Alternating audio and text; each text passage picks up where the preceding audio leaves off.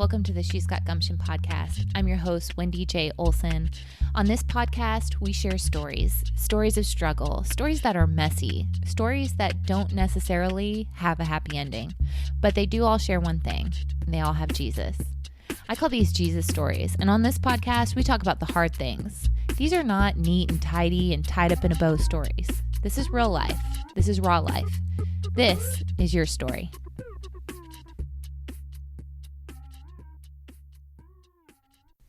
Welcome to another episode of She's Got Gumption. Today on the podcast, I have Bonnie Lewis.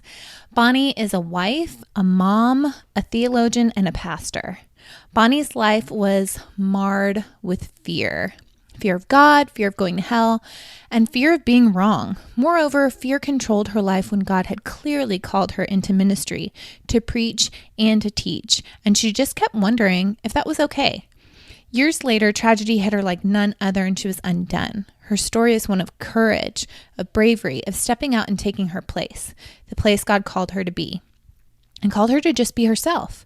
She's also in process of translating the Bible. What? This type of translation has never been done before, but if anyone is equipped to do it, is Bonnie Lewis. Look for Timshel Bible to be coming out in early 2020. We talk about that and we'll give you all the details. But in the meantime, y'all are in for a real treat because this gal can preach. We talk all things Bible, female empowerment, and flipping gender roles on their heads. So here's my conversation with Bonnie Lewis. Well, Bonnie, again, thank you so much for doing this. I've looked forward to this since Jackie Hooks, messaged me and was like, you have to interview my friend Bonnie and watch her interview on my Facebook. I'm like, okay. I saw that. So I only know a little bit about you and I can't wait to jump in and hear so much more. So for like people that don't know you, can you give them like the 5-minute cliff notes of who you are? Yeah, absolutely. So my name is Bonnie Lewis and I live in a northern suburb just outside Austin. And we've been here only 2 years. We moved here from California, but I am from Arizona and Colorado. I mean, we've moved around everywhere. So I'm from a lot of places, but we hope to be lifers for Austin. We love it here. And I'm married. Yeah, we really like it. I married my husband 11 years ago, and then we have 2 kids. We have a 8-year-old boy and a 2-year-old girl. So that's kind of who I am. And then what I do is I have a master's in theology and I'm a pastor. Currently, I pastor with this church. It's out in California. So I was pastoring with them when we were there. I moved out here. I still fly back there once a month, but we are trying to plant a house church connected with them out here in Austin. So cool. I'm so glad. I used to be a pastor of a house church too before I was kind of involved with this church. And you know what? It kind of ruined us, like in the best way possible. I absolutely loved it because it had just the best sense of community, and it was at night, which was also helpful. Yeah.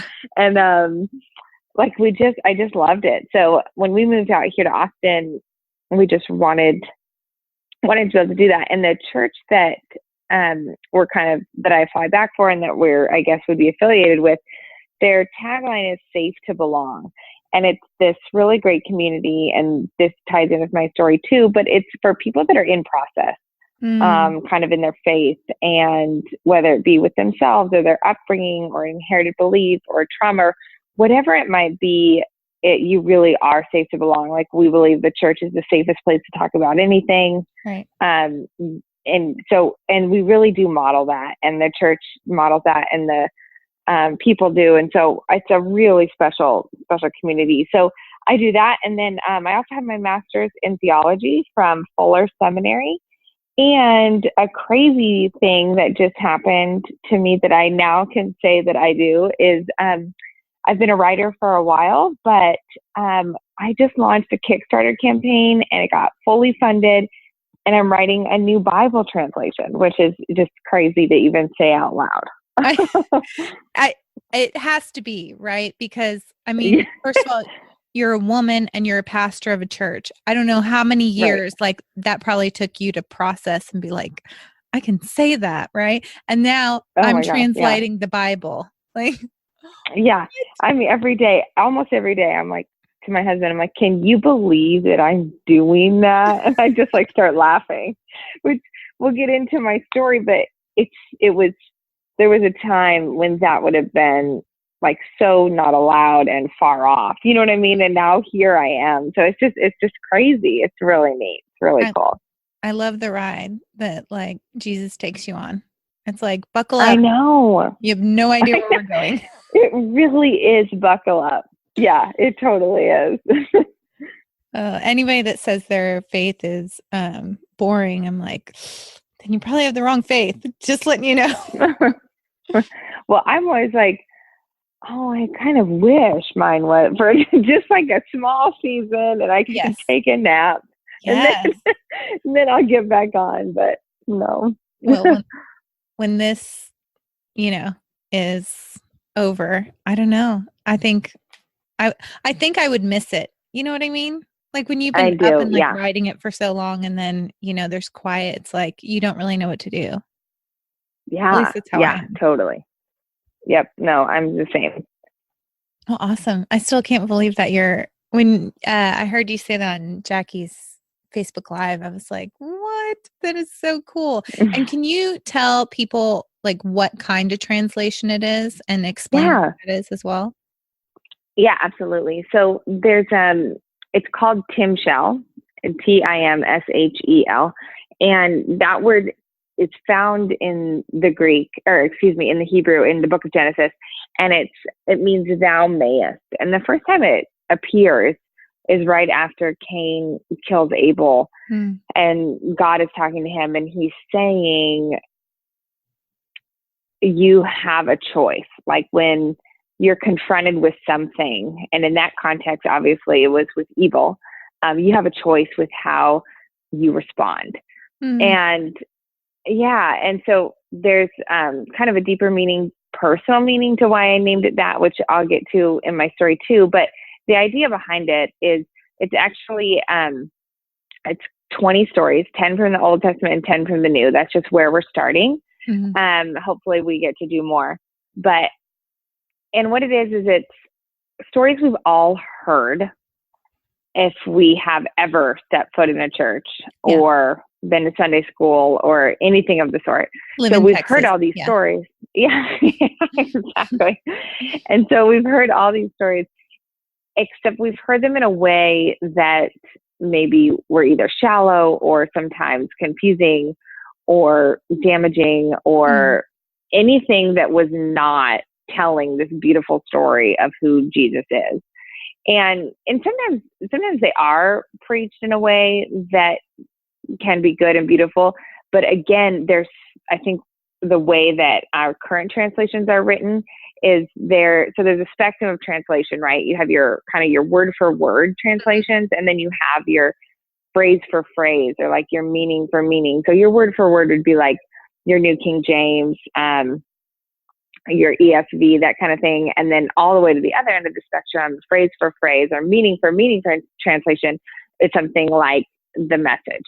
Right. And then it kind of goes in the middle there. Like you have your NIV, does a little bit of both. And so things like that. But we're used to a more word for word. And the goal when translating from one language to the other is just that you're keeping the sentence structure, you're keeping the word count, like all of that intact. And the goal is literally just that you're transferring each word into another language.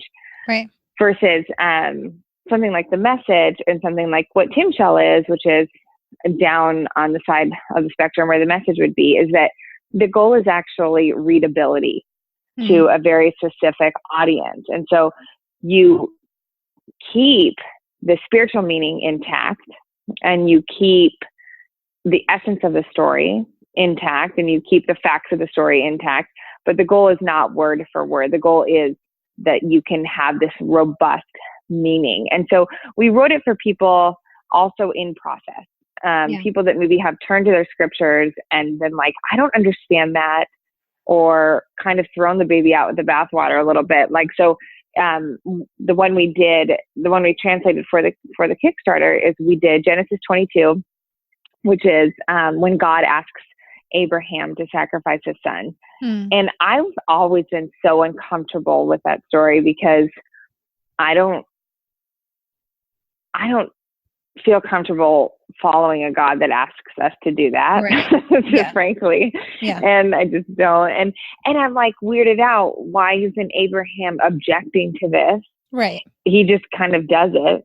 And then Isaac goes along with it. And then like it's talked about in the New Testament, and all we hear about is how Abraham had this great faith. And I'm like, I don't understand like why we're all fine that one of the fathers of the faith like almost killed his son. Yeah. Like, why is everybody okay with this? Yeah. Yeah. Like, am I taking a crazy pill? Like, I was always like, this is uncomfortable. And when you would hear it preach, like, it was like the elephant in the room, you know, like everybody thought it was uncomfortable, but nobody says it. Everybody's just nodding their heads. Yeah. Everyone's like, oh, absolutely. Like God just asked him to do it and he did it. We would all do it. And I'm like, exactly. What? Like, yeah. And I'm like, I would not do that. No. I would be like, okay, it is time I go back to therapy. Like if I thought that that's what was happening, you know? So I just, and so what we do is I start with the original languages, and I start there, and the Hebrew and Greek is so different than the English language. And like sometimes there's verb tenses that we don't even have a category for. And so that gets lost a little bit, especially for a word for word translation. And then a lot of like, for example, in Hebrew meanings or in Greek word meanings, there's lots of layers to the definitions. I mean, they're not always just one thing. And so you kind of have to look at each word and then look at the context surrounding it and then start there. So we start there and see what different types of, meaning are we extracting. We look at all the different translations and then say, okay, like this seems to be the consensus, but this seems to fit the most. But then the thing that's really unique about it is that we use that plus the historical background, plus the cultural context, and then, people that are experts in the field in terms of like, this is a historian or this is a theologian, and kind of the general consensus around these verses and around this time and around the cultural influences to bring out the characters' inner journeys. So what they might be feeling or what they might be thinking to kind of bring this more robust meaning to the text. And so, what's interesting about it, though, is a lot of people said, a ton of people absolutely loved it, obviously enough to get it fully funded. But some people said, this feels like it's what you want them to say or what you want them. But if you actually look at it, it's so informed by the history and the culture. Yeah. So for example, like when we read in Genesis 22, we realize that we forget that when we meet Abraham, he's a polytheist, right? Like we kind of picture him as us. Like he just believes in Yahweh and Yahweh says go and he goes. But actually, like historically and culturally, we know that the trajectory from when like they were, the people were pagans and to when they learned that Yahweh and they decided, no, I'm just going to be a monotheist and follow Yahweh. The trajectory of that is a long journey. So Abraham actually doesn't even know Yahweh as we know Yahweh. And child sacrifice was like a part of his religion. And so that made sense to him. And so we look at that and we're like, what? And actually it's a beautiful story about how God actually uses Abraham's belief system to kind of dismantle it and say, I would never ask that of you. Though that's what those gods ask of you, but I would never do that. And so it's this really amazing story, but we kind of pull out the inner journeys or the emotions, and the hope there is that anybody can pick it up and read it. Yeah, anybody could pick it up and just be able to understand it. If you've read it 100 times or you've read it 0 times, you could pick it up and understand it better. But that also, we really believe that the Bible really is about what it means to be human and how God interacts with us along this journey. And so it doesn't do us much good if we turn to the Bible and everything is kind of flat or two-dimensional. Yeah. Because we're dying to find a point of connection here, that like, please tell me that this ancient book has something to say to me. Yeah. And we can't always do that. And so with Timshel, our hope is that we can find our own story within their stories. And if not our own, then maybe even our neighbors, so that we can develop more empathy and understanding. So that's what's so different about it. And there really isn't anything like that out there. And I think that's what struck a chord with so many people, is just, wow, that's something that is missing for me in my journey. You know what I mean? So yeah, it's neat. It's a really, I want to say totally crazy at the same time.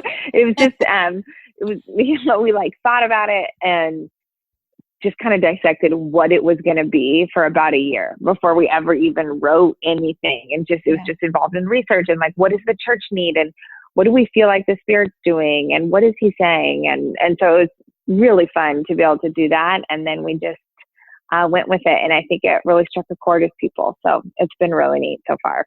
I love that, because everything that you are representing with the church that you pastor and the house church that you're starting and the new translation is all about building a bridge and empathy and building relationship, which is what God was all about. He was about building the bridge, right. with Jesus. He's about loving your neighbor as you love yourself and building a relationship with you, and hoping that, that will be a flourishing relationship that will end up in more like that's who God is, And so I just love that you were brave and courageous enough to be like, maybe we should, write the Bible.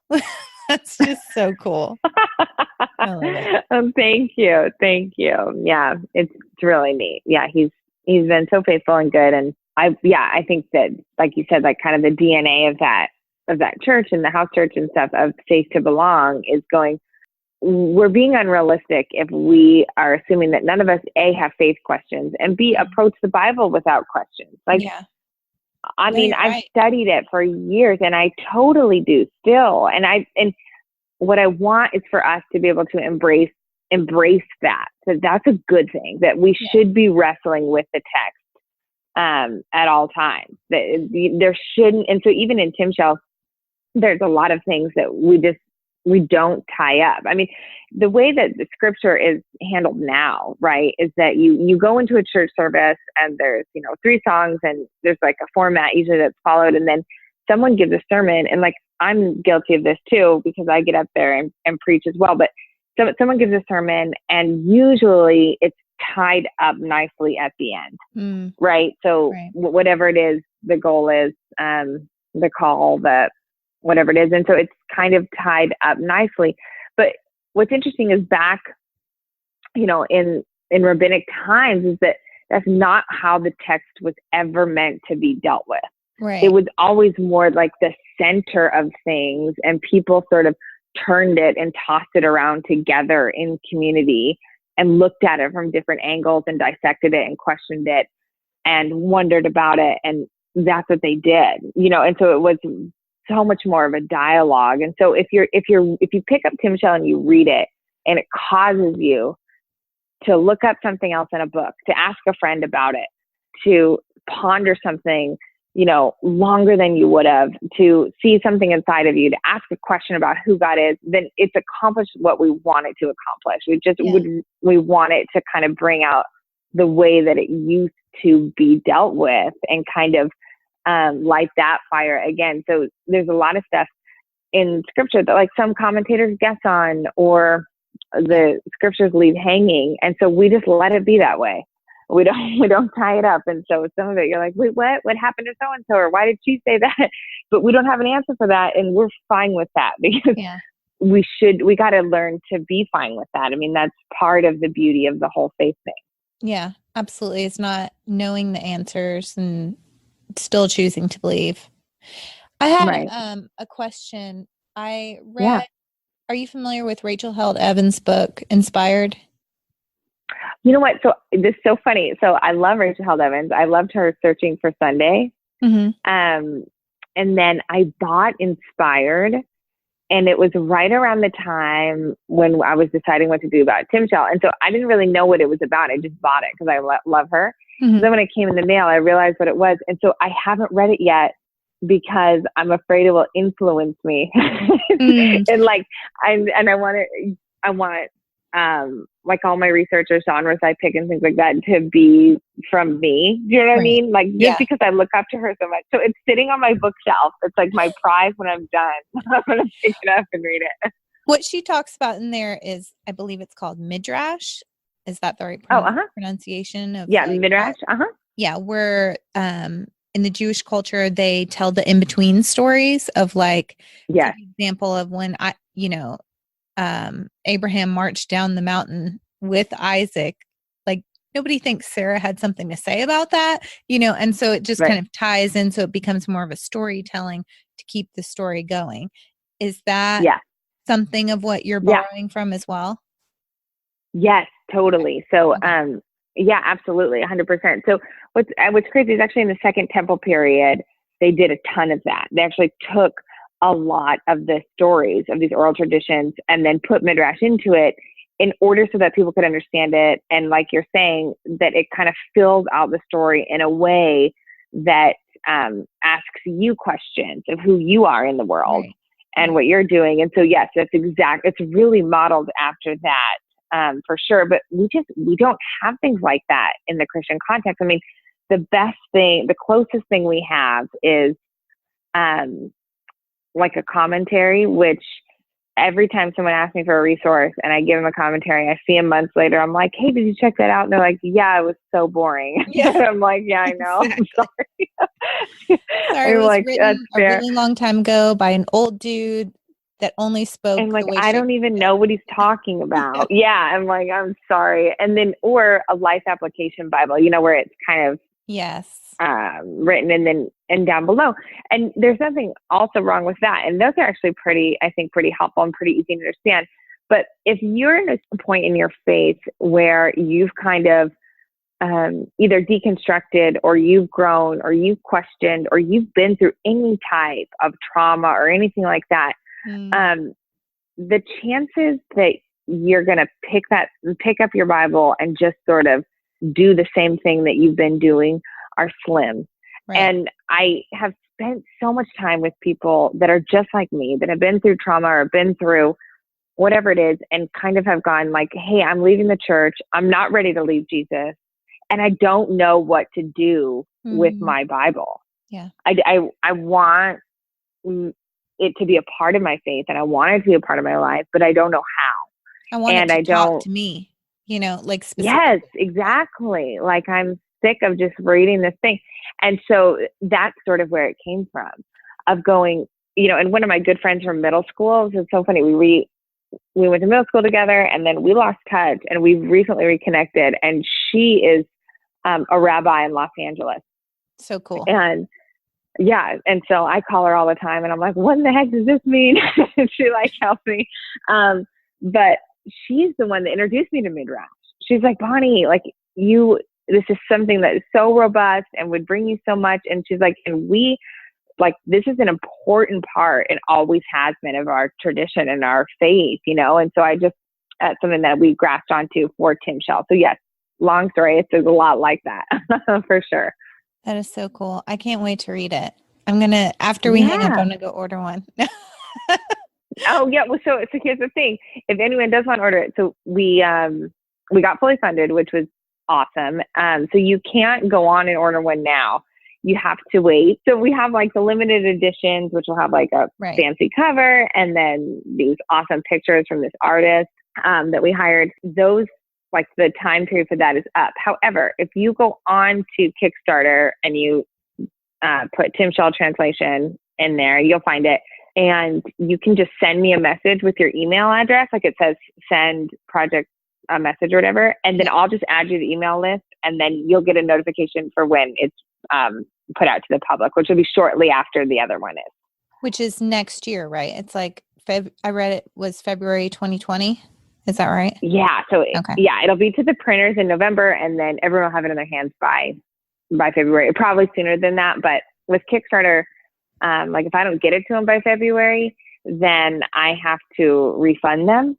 I have to give them back all their money. And so we did a little buffer. So for sure by February, it'll be, you guys can order it. So that'll be fun. And then everyone else who wants to order it, since we couldn't get in on the Kickstarter before it was fully funded, then we'll be able to order it after that. Yeah, actually, I think I'm going to set it up. Yeah, I think I'm going to set it up to pre-order probably in the fall. So you can put your pre-order in, and then you'll receive it right after the other books have been shipped. And an example is on your Kickstarter page too. So the Genesis 22 passage is right there. So they go through the video, and then there's like a little bit about it, and then it's just embedded right into the to the text. That is so cool. I can't wait. Yeah. And I can't wait to jump into your story too. I'm so excited. You're into writing stories. I'm into listening to stories. So this is just an ideal relationship right here. It is. So one of my favorite pastimes, is to tell stories, and I'm known for telling stories, and they're never short. They're always super long, but I love hearing how people, became the version of themselves that I get to meet today. Like, how did you become a girl who said, I'm going to translate the Bible? So life is a journey, and, it's a story in the making, but can you tell us what's your story, Bonnie? Yeah, I would love to. Thank you for asking, because it's, I think it's so special to recognize that like who I am today is not who I was yesterday or 6 months ago. Yeah. And I am surprised by myself that I'm here and doing this. So, let's see, where do I want to begin? I know. So I grew up in a Christian home. My parents, are believers, and we just did the thing. We went to church every Sunday. We went to youth group, which I just like hated. Why did you hate youth group? Oh gosh, it's the same reason why I don't like doing stuff like that now. It's like, I don't like those things where you go and there's like games to do and like icebreaker stuff and like chit chat. That's funny. I'm the same way. I hate baby showers or like anything that has games or like get to know you things. Yeah. Oh my gosh, like I want to die. And so like as a kid, I was like, okay, this is not. And like my mom never made me go. She was like, unless like she was at choir practice and was like, sorry, you can't stay home alone. And then I remember this one summer, I was like, I'm not doing any of that. I'm not going. And the youth pastor like emailed us and said like, we're praying for you and your souls. My mom was like, their souls are fine. They just don't like those games. So funny. Bless their hearts. But and so then when I got into I don't know, like my earliest kind of memories about it, I guess middle school and stuff. In high school, I ended up doing Wildlife and Young Life, which was, I loved them, and that was way more my speed. Yeah. I just felt like I could just be myself, and I don't know, it just felt more freedom to me. But when I think about my faith as a kid and just kind of as an adolescent, like it was really, and I can't pinpoint where this really kind of came from, but it was really marked by a lot of anxiety. Like I was that kid who, the first book of the Bible that I ever read was Revelation, which is like so bizarre. You never read the back of the book first. That's the law. I know. Yeah, I know. It's like that is totally the law. And with Revelation, like I can't believe I didn't go running for the hills. Like I'm already prone to worry and like anxiety. And so I read Revelation, and I remember like being anxious and terrified and like accepting Jesus into my heart like 5,000 times because I was so afraid. Like I was going to go to hell into like the wine press that was in the book of Revelation. Like I was so scared. So my faith journey as a kid and as an adolescent was really just about rule following. It was just like, what do I have to do so that I don't go to hell, basically. That was like my end goal. And what that really produced was like this image of God who was ready to punish and hurt at any given turn. Right. And also, I don't ever remember feeling like, even if I said it, that he really loved me and cared for me. And some of those stories, like Abraham and Isaac, like that also made me doubt it, because I was like, I don't understand this at all. If this father of the faith that we're all supposed to look up to, like if God is asking him to do that, then, and he like obviously loved him, then what is he going to ask of me, or how will he treat me? And so that but I also never, it didn't occur to me to not believe or to not have faith. It was just kind of like, well, I guess we're all just linking arms and like okay with the fact that like God is terrifying and like is it gonna get us? But we're just gonna keep walking. Like it was just kind of this weird thing. And so my faith is really, really marked by that. And so when I went to Young Life, really helped with that, just in terms of like explaining faith and Jesus in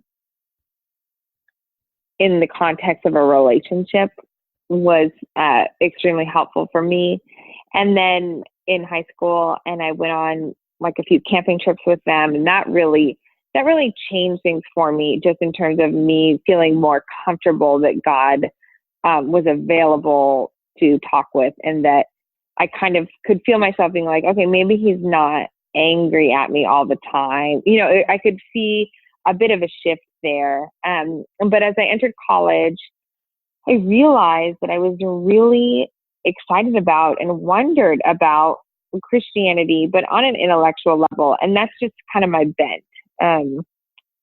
When I want to know about something, I just research it a lot. I mean, something random, because I just really love to learn. And so I wanted to do that. And so I applied. I went to Chapman University in Orange, California. And it's a church, Disciples of Christ school. Right. And I didn't know much about that.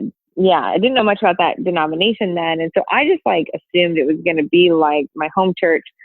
And it really wasn't. The particular branch that Chapman was kind of involved with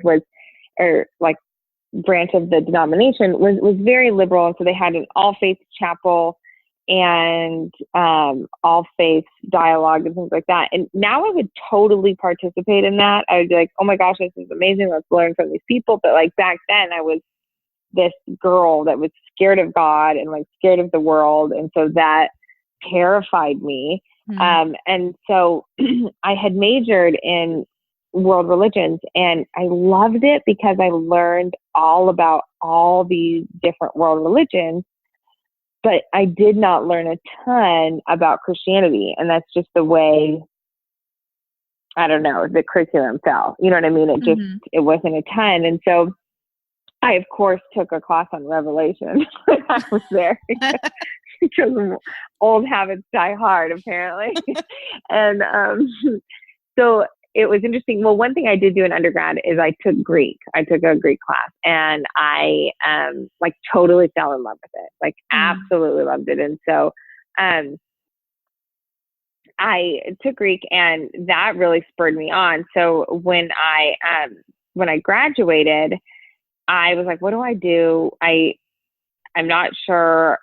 Like my mom was like, you're never going to get a job with a religion degree. I was like, oh, great. Like, True. I don't know what to do. It is true. That's why you do a Kickstarter, because you're like, well, like, I don't know what else to do. And so I was like, oh, great. And so I'm like, you know what? I'm going to go to seminary. I'm going to go to seminary, and I'm going to learn more about my faith, and I'm going to learn more about this. And again, my faith is still pretty much in the same spot. Okay. Like I'm still following rules. I mean, like sometimes I'm being a little bit more, you know, out there. I'm like having a glass of wine, or, you know, I'm thinking like, okay. And because it's, for me at that point, it's still all about just following these rules and just going, what do I have to do to like just stay in his good graces? And so I ended up going to seminary, and while I'm in seminary, I realized that not only do I love learning about this, and I loved Greek, and I loved everything that we were studying, but that I had a gift and I was good at putting the pieces together. And so that was surprising to me. And it was also nerve-wracking to me because it was never said that women can't do things. My parents for sure didn't act that way. The church I grew up in didn't necessarily say it, but it was also never modeled for me. And so it was kind of just by assumption that women don't do that. Right. And so, so it was really surprising to me when I realized I love this and I also might be gifted in it. And then it was even more surprising when fellow seminary students or professors, like in my preaching class or at the church I was attending, would affirm that gifting in me.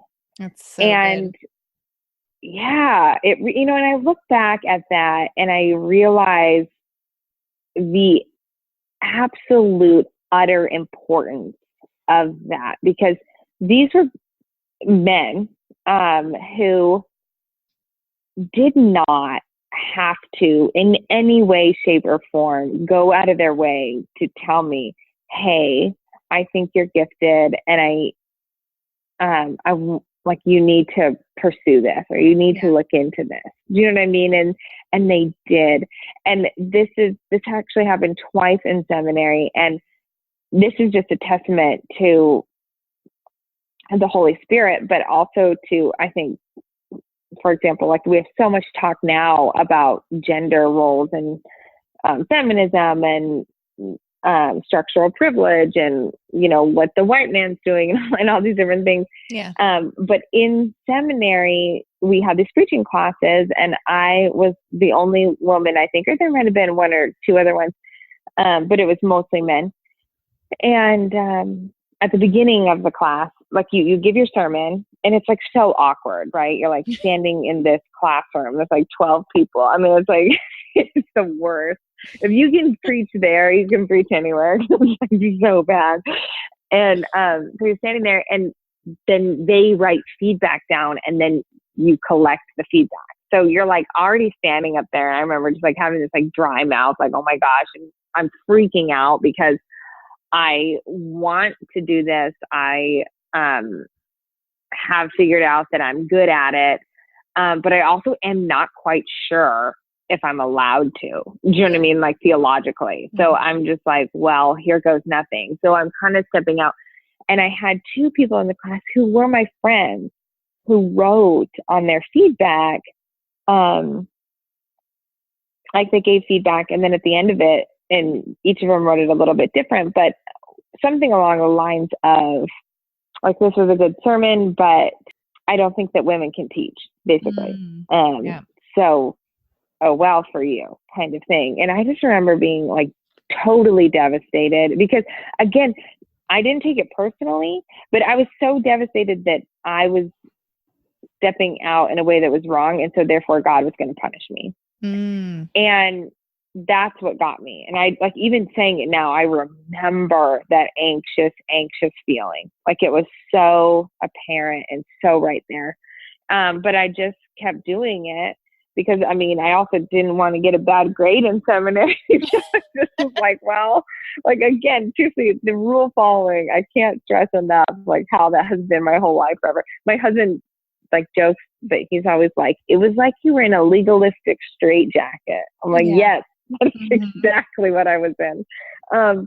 And so, but what's crazy is, so by the end of the class, you had to do another sermon and get more feedback. And both of those people said, hey, I want you to know that when you were preaching, it was so clear that the Holy Spirit was using you, that he really took me on an inward journey. And I had to go back to my scripture and back to prayer. And you've changed my view about what I think that women can do. And nice. I look at that, I know, and I look at that as this story of these men who, again, did not have to do that, but also the way the Spirit works, of how the Spirit moves and he ushers in and he speaks to you and he gently calls you to a new place or a new belief and understanding of his word and how he's moving and what he's doing and how he's redeeming. And so for me, that has always stuck out whenever I've gone down a path of, since then, of new belief or walking out in faith or doing something, being able to remember that and how I was able to witness the Holy Spirit at work in their lives. And simultaneously, they were witnessing the Holy Spirit at work in mine, and how he used that in this beautiful way to bring about change in them, but also change in me. That has always stuck out to me as it's just a really beautiful moment. So that was kind of, I would say, the beginning of a turning for me and saying, okay, maybe I can do this and maybe it is okay. Yeah. And sort of slowly walking in that. So I finished seminary with still just sort of treading water, going, is this okay? I was at a mega church at the time, and they actually had this preach it class, and they ended up asking me, you just submit a video of a sermon you did, and they ended up asking me to be on the teaching team to help just sort of learn and grow and process and learn how to research. And so I did that. And so I was still sort of just kind of getting my feet wet, and I was okay with it because this whole time I was really still kind of in the background. You know what I mean? I wasn't taking a lot of chances, and it was okay because I was under male authority. And so it was all kind of in my book still okay, I think we're still coloring in the lines here. And so during that same time, I got married and we had our first son. It was 8 years ago, I guess. Yeah, 8 years ago. And so I'm doing all this. I'm working a day job, but I'm blogging. I'm helping out at church. I'm still helping research sermons and doing this thing and just sort of kind of balancing it all. Still unsettled because I really still felt this call that I should be doing more, but I was just so afraid of being wrong. I mean, I just was I'm terrified of this. Well, around that exact... I don't want to interrupt your story, but you just hit the nail on the head. It's as a woman, you're so afraid to be wrong, but do you feel like men don't have that? They're not afraid to be wrong. I mean, oh my gosh, yeah. You're just tiptoeing around this thinking, like you said, I'm still coloring inside the lines. And I mean, God forbid, you are wrong. They would crucified you, I mean, it's totally, balance in that whole system. Oh, I think you're so right. I'll often say things to my husband and he'll like that. Oh, I'm so afraid of being wrong. And he'll say, where do you get that from? Where do you get that from? And I'll search and search. And then finally I'm I think I just get that from being a woman.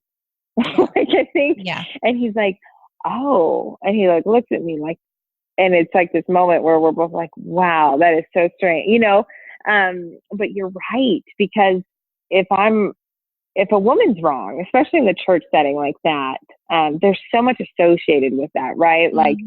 Well, Eve is the one that ate the apple, and so of course you'd be wrong because you can be. I mean, I've heard someone say this to my face. Of course you could be wrong. You can't be trusted with interpreting scripture because Eve was so easily deceived, and so therefore all women. This is all your fault as a woman. Exactly, it's all your fault. This hellhole we're in is your fault. Yeah. So it was started. And so part of it was my bent towards anxiety, and part of it's bad theology, but part of it was I didn't have anyone to model this for me. I was really stepping out. I mean, because this is 10, 15 years ago. So even then, I mean, the big kind of names, women names, was Joyce Meyer and Beth Moore and maybe a few others, but they were all doing women Bible study.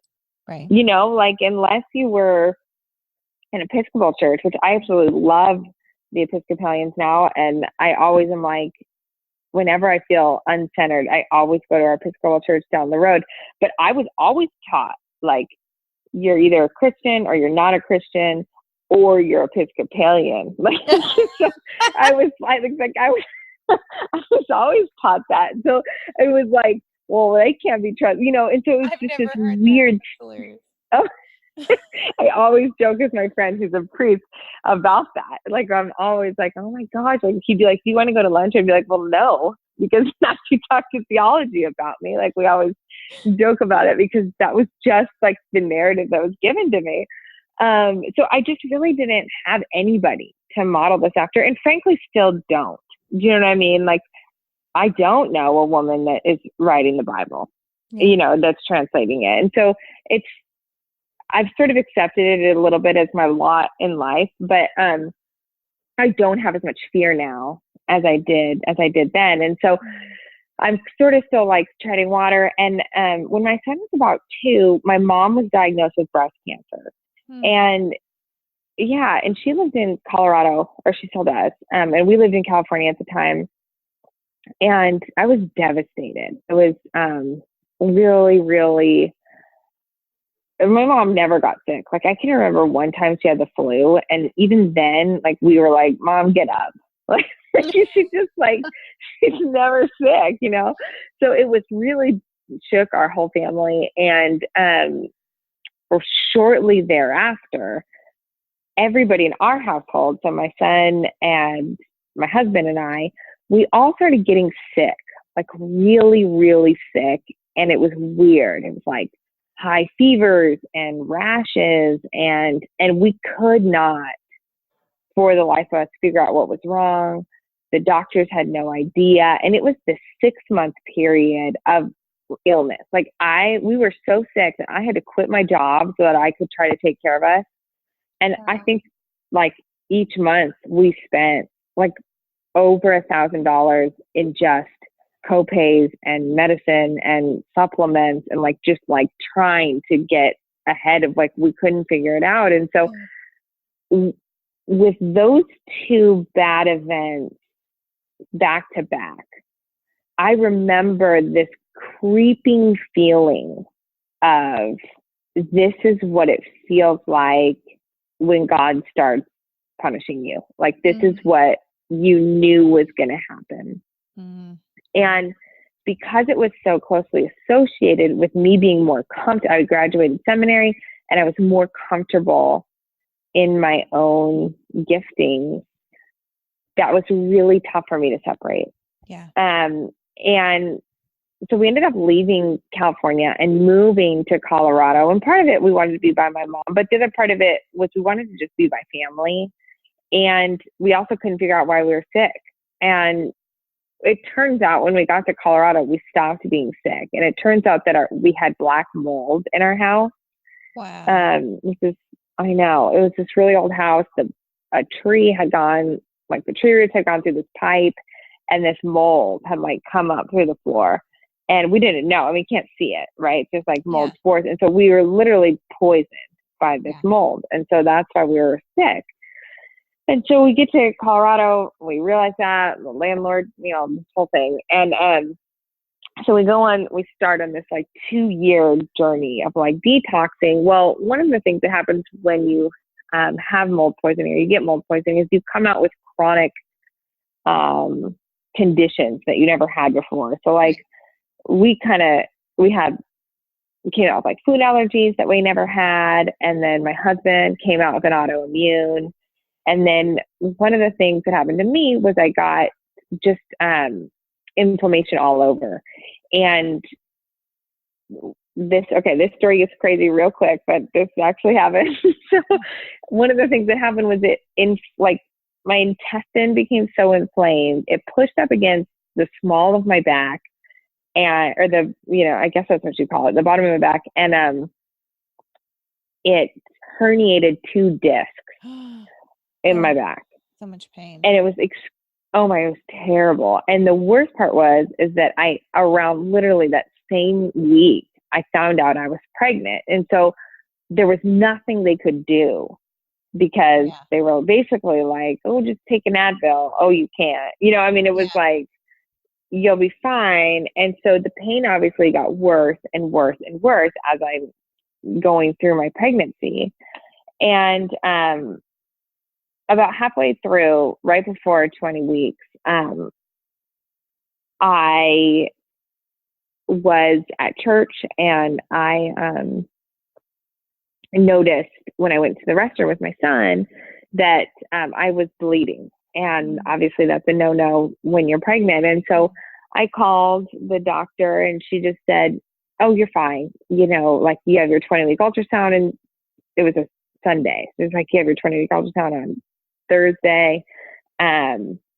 We'll just check on things, but you probably just overdid it," whatever. Well, I just didn't feel comfortable with that answer. So I checked myself into the ER, and it turns out that the umbilical cord had gotten a knot in it, but it was very, very tight. It was a very tight knot. And then it had wrapped around our baby's neck twice and had ultimately taken his life. And so we went into the ER, and they did the ultrasound, and they were like, there's no fetal movement, and there's no heartbeat. And so I remember, like, the best description I have was, like, it felt like jumping into a freezing cold body of water. Like, it was this utter shock of, like, what? And we had just had this, like, 6 to 8 months of awful sickness, and my mom's cancer, and my back was hurting. Like, at this point, my back was so bad that I was, like, literally dragging. It was on down my left side. I had such bad sciatica and pain that I would, like, literally drag my left leg behind me. Like, I could barely walk.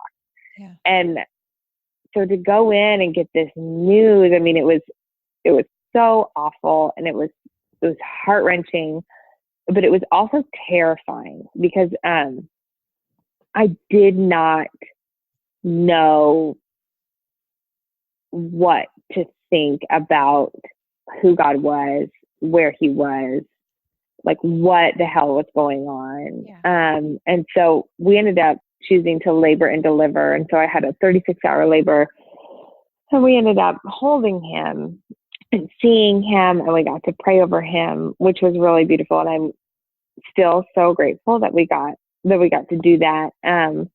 But it was the most awful thing in the world to deliver a baby that is not alive. Yeah.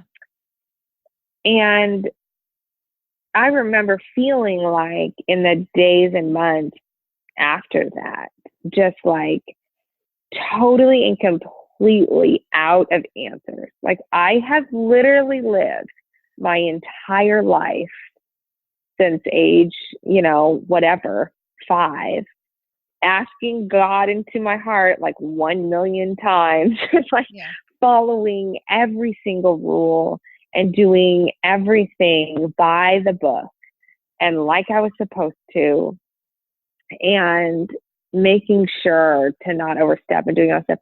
And still I was being punished. I mean, that's what I took from it. And that was heart-wrenching on another level, because we have lost our child, and now I have also lost who I knew God to be.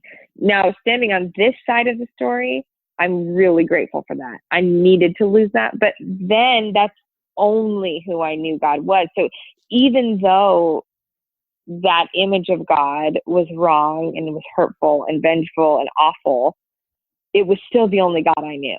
Right. You know what I mean? And so to lose that idea and to go, okay, I don't think I want to follow that God anymore, was a whole layer of loss that I also wasn't expecting. And that was the beginning of just this huge deconstruction journey for us. And we ended up cremating our son. And then, I don't know if have you ever been to Denver, and up north is the Red Rocks Amphitheater? Have you ever been there? I feel like, yes. Something It's like that. It's almost like a park, right? Or no? Yeah, so it's like a park. Yeah, no, it's just like so huge. So there's a park, but it's mostly an outdoor concert venue. Okay.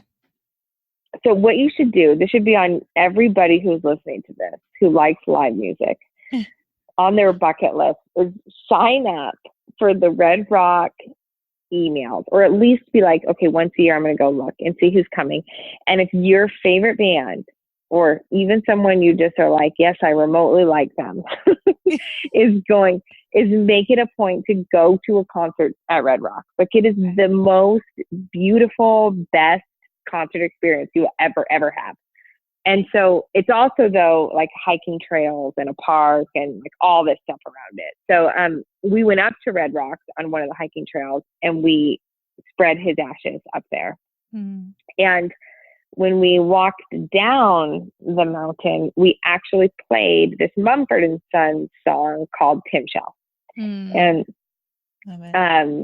so, yeah, and that was really symbolic. Like, once, I didn't know at the time, obviously, but once we spread his ashes, it was almost like I was so done. And we both, my husband and I both, were so just like out of answers, and honestly, just not even wanting to take part in any of it anymore.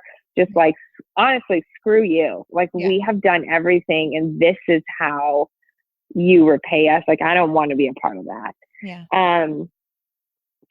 But it took that for me in my brain to get there, so that I had permission then to kind of deconstruct and to kind of be honest with myself about things that I was uncomfortable with about the faith, and go and look at it again.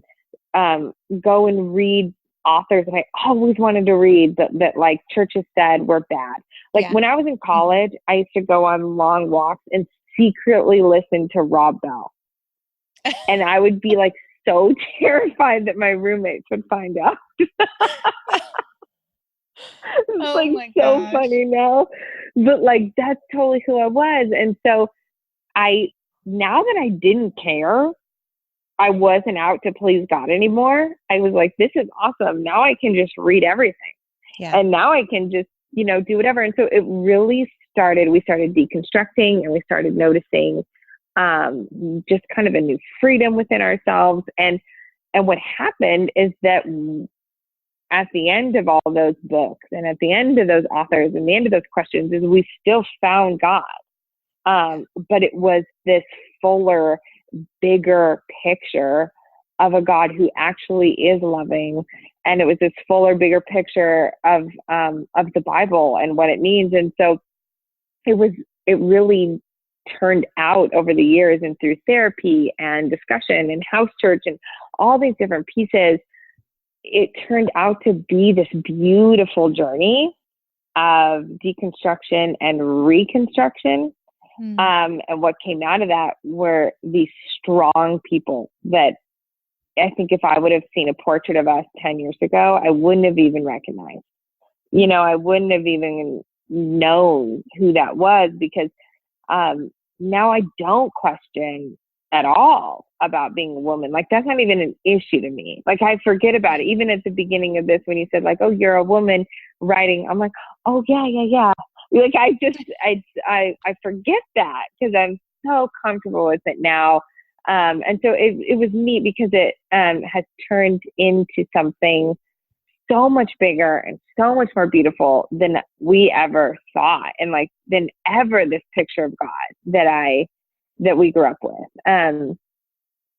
And what was neat about that is, so at the end of it, we decided, okay, once my back got fixed, and we're still, we always say still, like, we're still in process. Like, there's still so many things we're learning and of course unraveling, and inherited beliefs that I'm like, oh wait, why do I believe that? I don't know. Someone told me that we're still sifting through. But once that was in, we're like, we're going to try and I just like to tell this because it's just neat. We're going to try for a baby again. And so we have our daughter Scout now, but it took me a while to get pregnant with her. And I just kind of thought, okay, maybe not. Like, maybe we won't have a baby again. And so our stillborn was born on February 11th of 2013.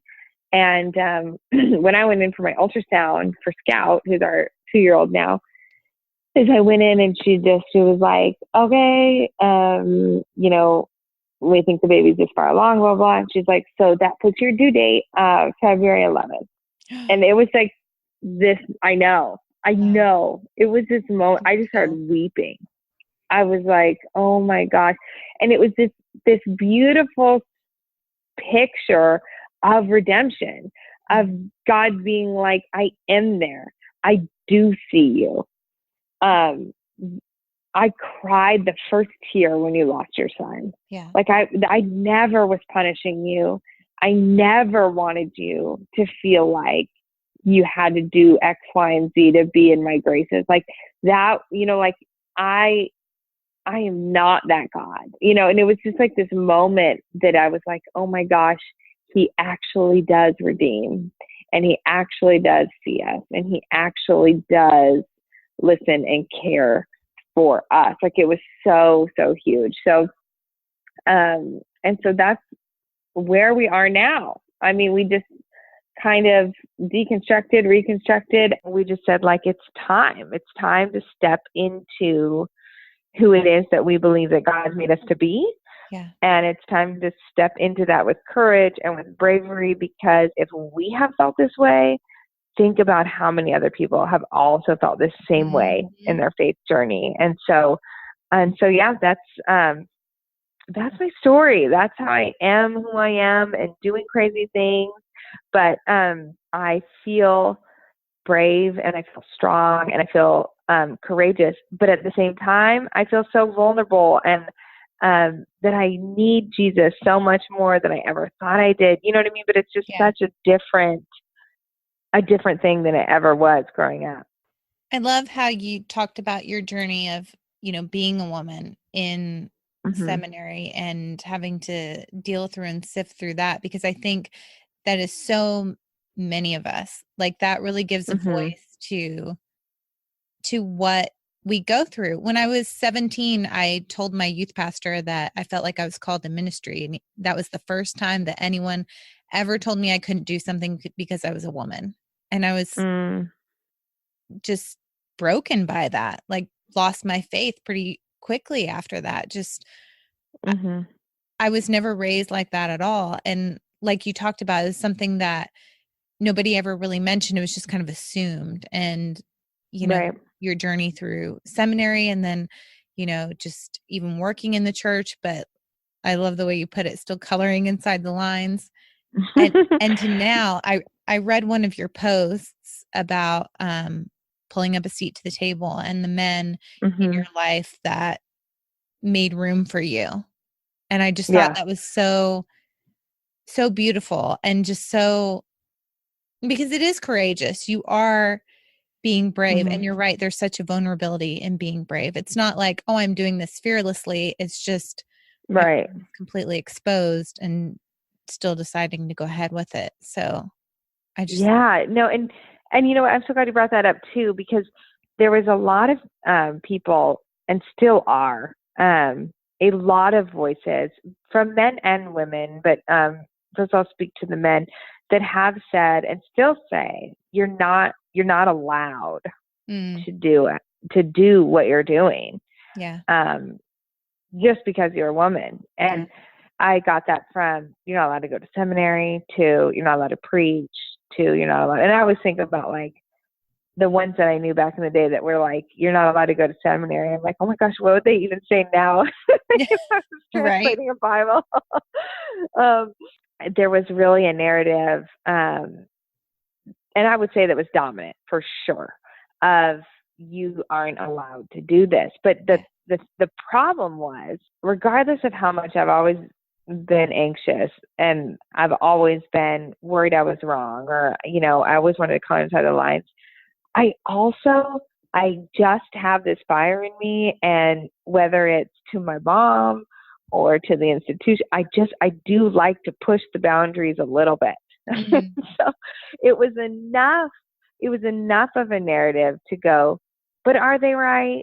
Yeah. Like, you know what I mean? Like, it was enough for me to say, I'm just gonna take one more step and see.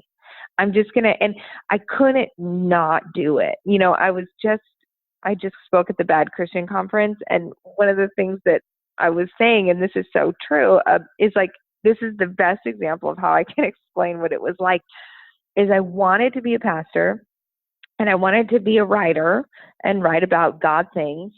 But I also like didn't feel like that was my place and that I should be this wife that like cooks and this mom that like does crafts and things. And so I started this baking blog, which I actually love food blogs, but like it's not very good if you are not a good baker. And like it was basically like a sermon with like a recipe slapped on the end. Like, Okay. because it was my way of being like, oh, see, I can do this, but look, I also made a cake. I heard that on your interview, and then I have had that replaying in my head for like the last month or whatever, like 2 months ago. Yeah. So whenever you were on there, and I was like, who said that? And I'm so glad you brought that up because that's going to tie up a loose end in my head in the middle of the night when I'm awake and I can't sleep. Exactly. Like, who said they started a food was that? It was me. It was me. I started the food blog.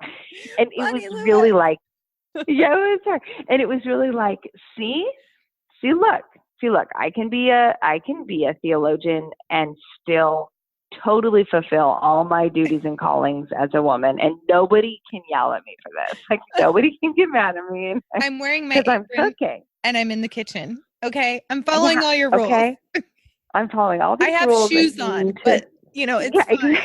Just leave it alone. Okay, I know. Like it was like so that can totally sum it up. And so the dominant narrative was really that. And then I had a few key people that said, you don't have to listen to that. And made space for me. One of my dearest friends and mentors, Mike Erie, I don't know, he has a podcast called the Vox Podcast, and he's really great. He actually started the church out in California, the Vox Church, Safe to Belong. Cool. But he'll talk about anything on his podcast, and he's very wise. And he was actually the first, and still true to this day. I was just on his podcast last week talking about feminism and abortion and things like that. But he was the first Christian male to say, no, you're allowed here. And he would put me in situations in church and let me preach, even though I know he got a ton of crap for it. Oh yeah. And, and just didn't care. Was like, no, I'm sorry. This is where the Spirit's moving and she's willing to do it. And so she's going to do it. And so there have been, the dominant narrative might have been, you're not allowed to do this. But I always say empowered people empower people. And so men that were sure enough of who they were and not afraid of this woman going, hey, I think I have something to contribute, and lifting me up on their shoulders has made all the difference. Because it's one thing for a group of people who are marginalized or on the fringes or even oppressed to say, we need help, we need help, we need help. And it's quite another from somebody who's above them to lift them up so that they can say, hey, they need help. Yeah.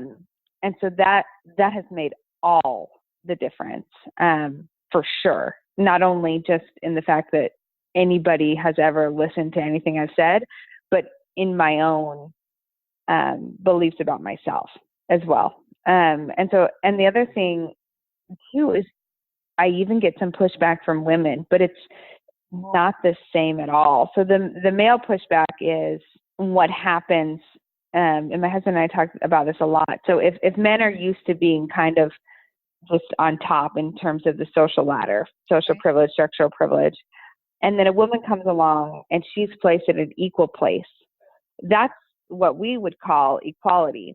But for somebody who's used to being on top, sometimes equality can feel like oppression. And so for them, sometimes they're kind of reacting to that.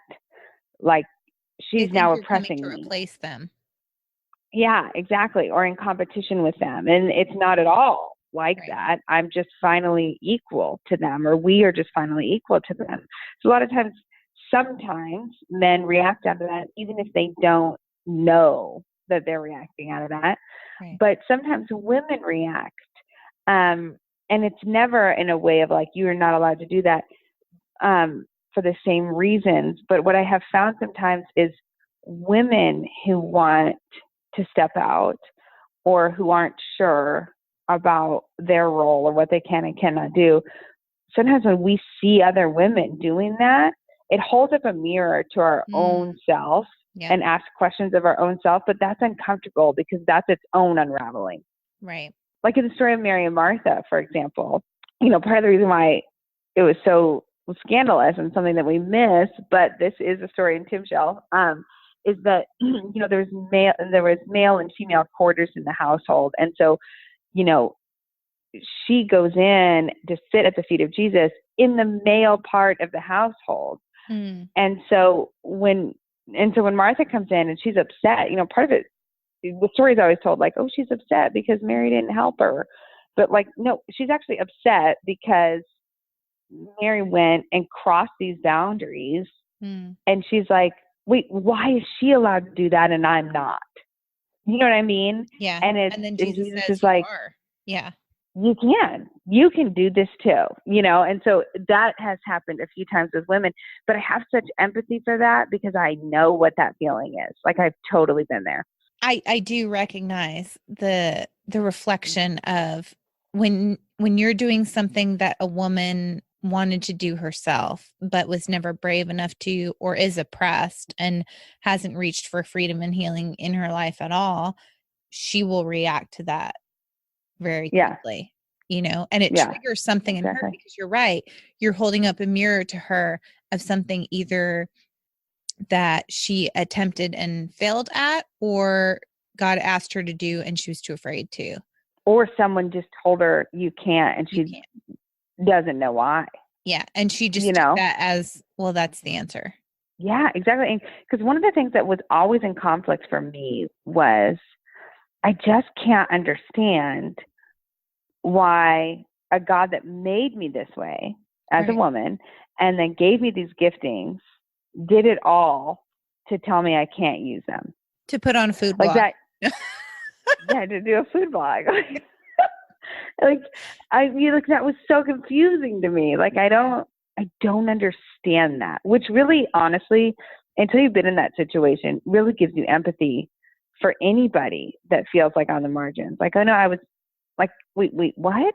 God made me this way and I don't understand. And so that was a real big dialogue for me and Jesus for a while of going like, I'm going to choose to believe that you are good and you don't make people a certain way and gift me a certain way just to just punish me and like laugh in my face about it because that's essentially what is being told to me, but I can't believe that that's true. And I don't see that to be true in scripture, I think so many people take and pick and choose and do the a la carte Bible. And it's like, no, but if you're not looking at it as the whole picture, you're missing so much of it. Right. Yeah, exactly. Yeah. Well, and to the point that brought us from the beginning too, of like, okay, so if you are going to take this one story or you are going to take this one verse, then at the very least, like, I think that we do such an injustice to the Bible, but also to ourselves if we don't admit and have the resources to go, this is a book with a very specific cultural and historical backdrop. And so everything that's in here, yes, can be like spoken to me and the Holy Spirit can use that, but it's rooted in this very specific context. And if we don't understand what that is, like we're not going to be able to let it transcend into today. You know what I mean? Well, thank you so much for sharing your story. I mean, it's incredible to hear just everything you went through and the whole deconstruct. I love how you said that, the deconstruction and the reconstruction. Going forward now and where you're at now, what is something that you guys are like, just, this is something that our kids have to learn. This is something that we have to teach them to build them that rock of a foundation as you're raising them? Yeah, that's a great question. I think one thing for us is we really want our kids to know well, two things. Number one, their worth. We want them to know who they are, and whoever it is that God has them, has made them to be, is enough. That I so never want the narrative of you have to do X, Y, and Z to be accepted in our family or to be accepted by God. And so every day before my son goes to school, and sometimes I'm like yelling it out the window, but I say to him the same things. I say, you are a beautiful person. You have something to do today that only you can do. Mm-hmm. And no matter what happens, you are enough. Every day I say that same thing because it is so important to me, especially growing up believing that wasn't true. I know what that feels like. So it's important to me that they don't have that, even an inkling of that, at least try our best. And then the second thing is we try really hard to cultivate a relationship with the Bible that is healthy in terms of, I guess we're in a unique situation because when we read a Bible story, whatever, I give context around it, which not everyone can really necessarily do that, but there are so many resources. But any question is allowed. Yeah. If my son says, I don't really know if I believe in Jesus, I don't freak out. My husband doesn't freak out. We go, oh, okay. And then let him tell us why. And we let it sit there. Yeah. We don't oh my gosh, what do you mean? And so any question is allowed. Any wrestling is allowed. And then he reads the story and we say well, what do you think? And so do a lot more inductive, where he is literally interacting and playing with the text, not being told exactly what it means. And so that's important to us too, that when I say he, because my daughter's only 2. So, yeah. But she will too, obviously, but, this feeling that the Bible, is there and it's sacred and it's good and it's holy, but that you are supposed to wrestle with it and it is designed to come back and take some things and go away and come back again and just kind of cultivate a relationship with the Bible that we have now, but that we did not have growing up. I like that. Because they do ask, sometimes you're as a parent, you just want to give an answer. But yes, when you tell a kid that you don't know something in them kind of changes. Oh, right. They almost oh, wow, they don't know this, not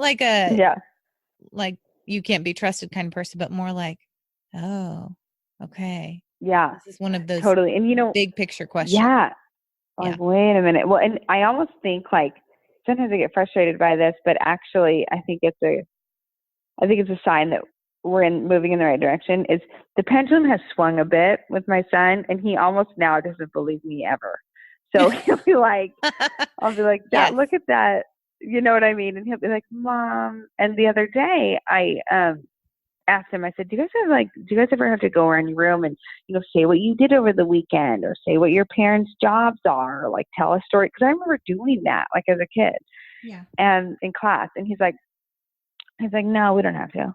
And I'm well, what would you say, if they said, what's your favorite thing this weekend? And I'm and what would you say if they said, what do your parents do? He's well, I would say my dad, and says my husband's job, basically every task he does. Yeah. And then he goes, and then I would say, and my mom, I don't really know. I don't think she's ever worked ever. And I'm thank you. What? Son. Yes. Really put my life's work into perspective there. You're right. Feels really good now. Exactly. That's my daughter too. Is so Daddy goes to work, and when do you go to work? When she was little, and I was I am at work.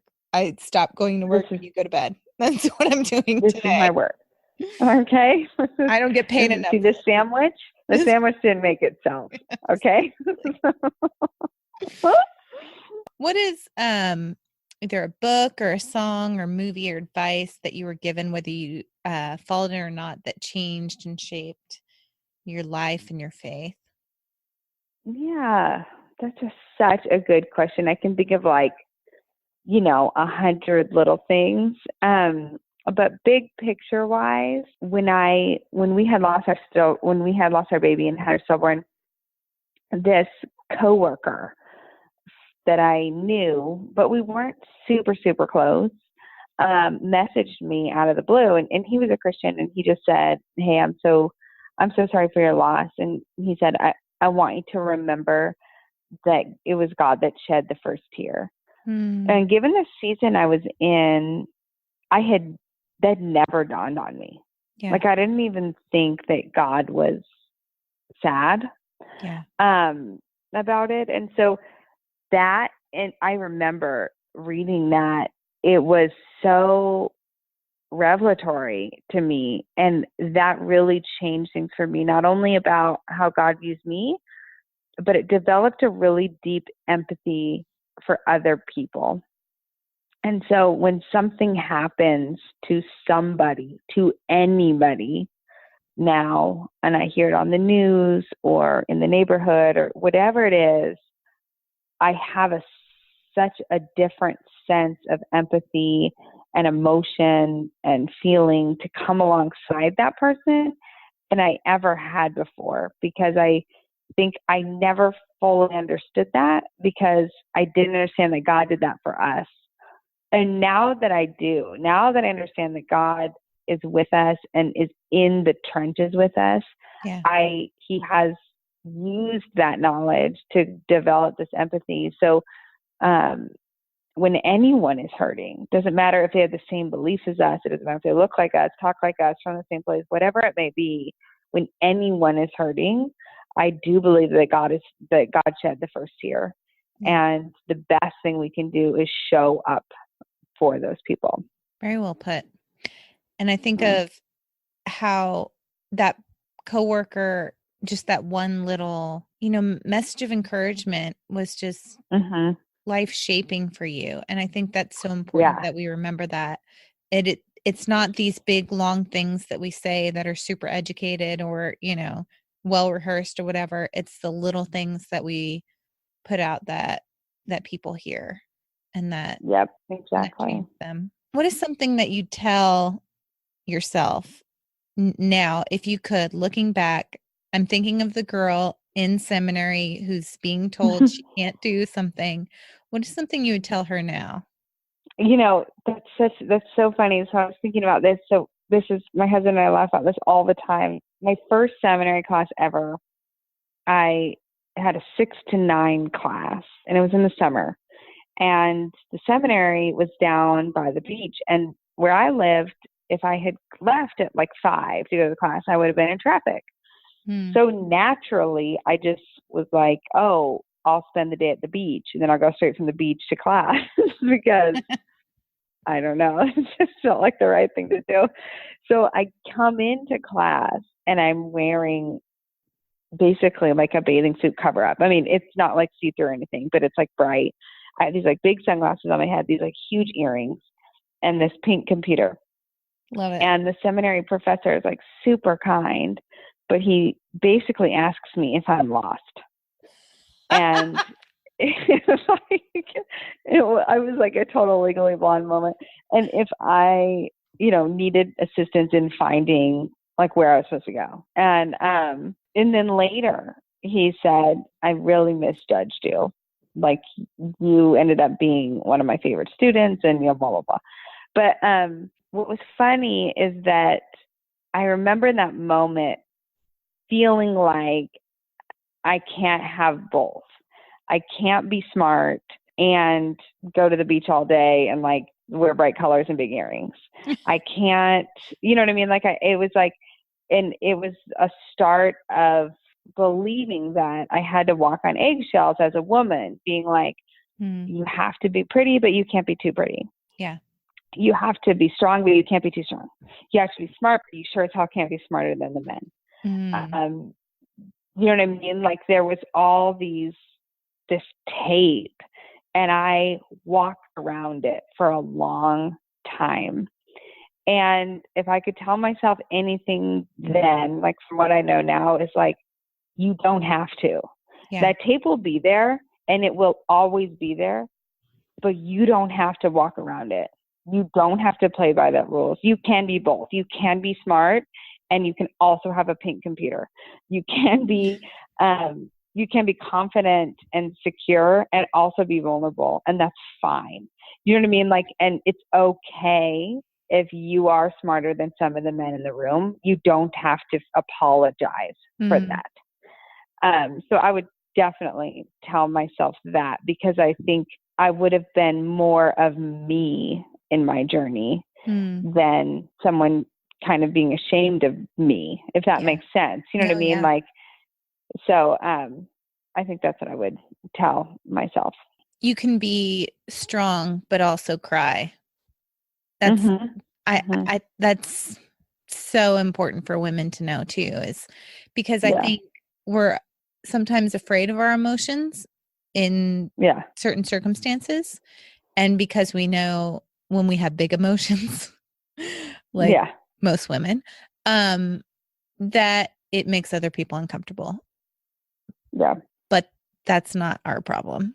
That's theirs. Exactly. Like, I don't have to pick that up. I'm sorry. No, I'm not. I'm just going to be me. So, yeah. Oh my goodness. Bonnie, you're amazing. I'm so grateful that we could do this. And I'm so thankful that you had me on. Seriously, this has been so fun. I'm just grateful for what you're doing, what you stand for, what you have accomplished, what you are accomplished, what you're still becoming. And just, it's just one of those things that I think, like, women, I just had a discussion with my friend the other day, how sometimes like insecurity will just hit you like a ton of bricks, and you carry that around for a few days, and you just need to hear, I mean, things you already know you can repeat to yourself, but when you hear other women like encourage you, that is what fuels and fans your flames.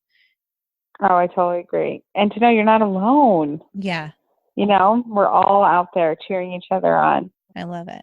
I love it. Well, let people know where to find you, your website, and again, tell them where they can, we'll be able to find out more about Timshel and what you're doing and the church that you work for. Give us all the details.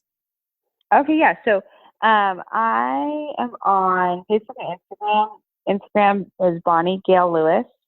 And then also the Timshel's on there. It's Timshel Translation. I only post a little bit. It was mostly for Kickstarter. So Bonnie Gail Lewis is better because I'll point you to Timshel if something happens over there. And then on Facebook, same thing. Just Bonnie Lewis and Timshel Translation are both on Facebook. And then to find Timshel, so again, we don't have a web page or whatever. So we raised or we got it funded for $32,000, but I don't get one penny of it. The money actually goes to the printing of the book and then like the production, but then it goes, I'm paying my team. So I have a creative editor, and then I have the main editor, and then a graphic designer, an artist, the guy that did my film stuff, and then a bunch of pastors and theologians that are just like volunteering their time or whatever. But I don't get any of the funding. So I don't have a website or anything like that because we don't have money to do it yet. Yeah. So, but Kickstarter, what's great is that you can leave your project, they leave it up there forever. Yeah. So if anyone wants to, you can either just go to Kickstarter.com and search Timshel Translation, which is Timshel, or in like my Instagram profile, the link is there. Same thing with the Facebook and stuff, but an easy short link is bit.ly/Timshel project. And it's on there too. And so if you want to be added to the email list so that you can find out when to pre-order Timshel, if you go to the Kickstarter page and just send a message with your email address, I'll just add you. And like everything you need to know is on there. There's like a video, there's like who's on the team and what we're doing and why we're doing it. And then also the Genesis 22 passage that we translated is also on there. So that's that. And then the church that we're affiliated with is Vox Community Church. And they're also on Instagram and on Facebook. And then, yeah, I'm mostly just in those places. And I get hired to speak a lot. So I love doing podcasts. I love going to churches to preach and speak. So that's what I do. But I also mostly just am translating with my head in a book. I love it. Thank you again. Yeah. Thank you so much. Thank you I'm so excited much for you. This is Oh, amazing. thank you. I'm so happy to have a new friend in you. This is so great. I told you guys this gal can preach. She's amazing. I enjoyed every second of this interview. Be sure to follow her on Instagram and follow Timshel Translation, as well as head over to the Kickstarter project. I went ahead and put the link in my profile. On Instagram, my username is at MRS Wendy J. Olson, OLSON. You'll be able to find the Timshel Kickstarter link there. Go check it out. Watch the video. Read the translation. I think you're really going to love it. I'm really excited to see where this project takes her and what she's going to do next. Enjoyed this episode, be sure to head over to iTunes and leave us a review. It actually helps other people find the podcast, as well as give us a 5-star rating so more people can find us. If you want to catch up with me in the meantime, you can find me over on Instagram, Facebook, and Twitter, all the same username at MRS Wendy J. Olson, OLSON, or on wendyjolson.com. Thank you guys for listening. I'll see y'all next week.